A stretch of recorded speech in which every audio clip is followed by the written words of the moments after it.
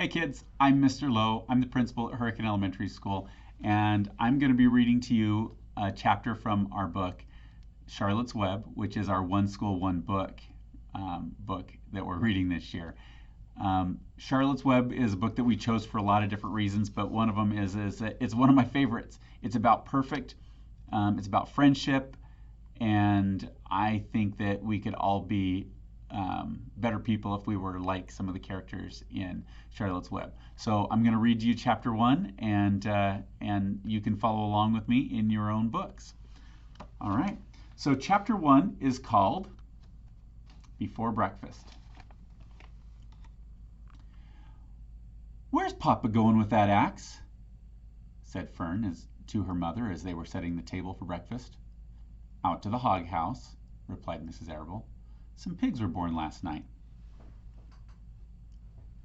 "I don't see why he needs an axe," continued Fern, who was only 8. "Well," said her mother, "one of the pigs is a runt. It's very small and weak, and it will never amount to anything. So your father has decided to do away with it." "Do away with it!" shrieked Fern. "You mean kill it? Just because it's smaller than the others?"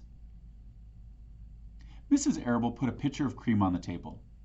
"Don't yell, Fern," she said. "Your father is right. The pig would probably die anyway." Fern pushed her chair out of the way and ran outdoors. The grass was wet and the earth smelled of springtime. Fern's sneakers were sopping by the time she caught up with her father. "Please don't kill it," she sobbed. "It's unfair." Mr. Arable stopped walking. "Fern," he said gently, "you'll have to learn to control yourself." "Control myself?" said Fern. "This is a matter of life and death, and you talk about controlling myself?" Tears ran down her cheeks, and she took hold of the axe and tried to pull it out of her father's hand. "Fern," said Mr. Arable, "I know more about raising a litter of pigs than you do. It's a weakling makes trouble. Now run along." "But it's unfair!" cried Fern. "The pig couldn't help being born small, could it? If I had been very small at birth, would you have killed me?" Mr. Arable smiled. "Certainly not," he said, looking down at his daughter with love. "But this is different. A little girl is one thing. A little runty pig is another." "I see no difference," replied Fern, still hanging on to the axe. "This is the most terrible case of injustice I ever heard of." A queer look came over John Arable's face. He seemed almost ready to cry himself. "All right," he said. "You go back to the house, and I will bring the runt when I come in. I'll let you start it on a bottle, like a baby. Then you'll see what trouble a pig can be." When Mr. Arable returned to the house half an hour later, he carried a carton under his arm. Fern was upstairs changing her sneakers.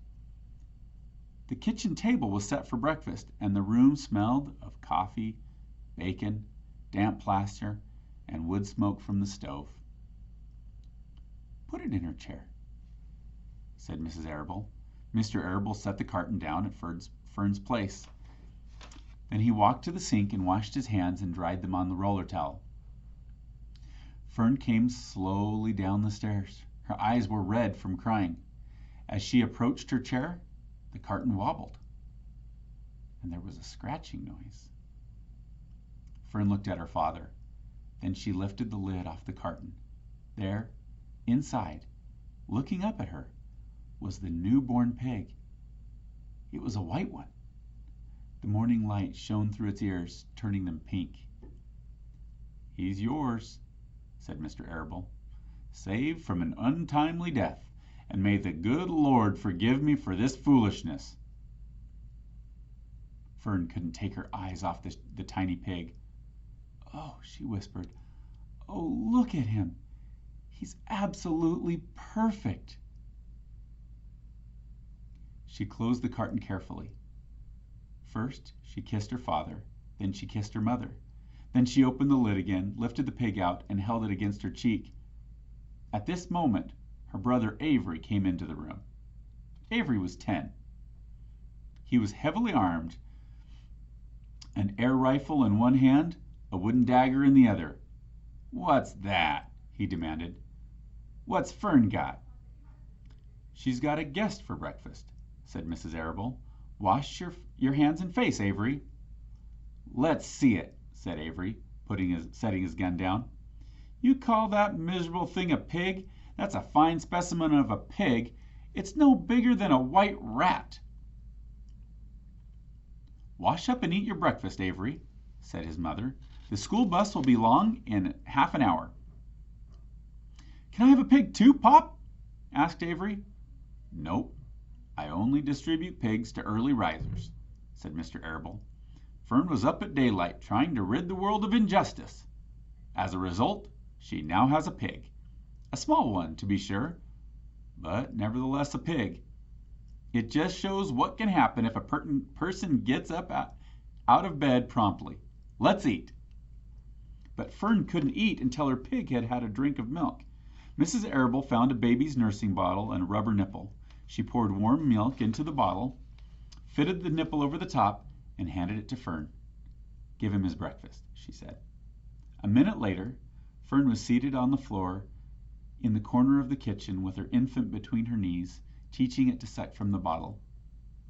The pig, although tiny, had a good appetite and caught on quickly. The school bus honked from the road. "Run!" commanded Mrs. Arable, taking the pig from Fern and slipping a doughnut into her hand. Avery grabbed his gun and another doughnut. The children ran out to the road and climbed into the bus.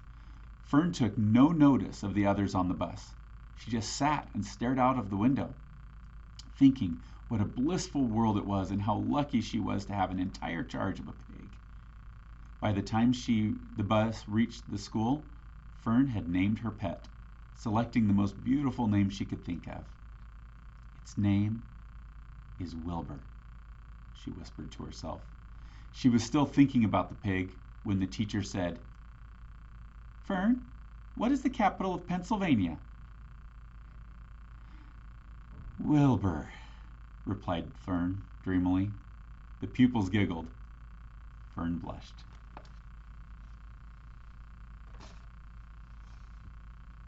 And that's the end of chapter 1.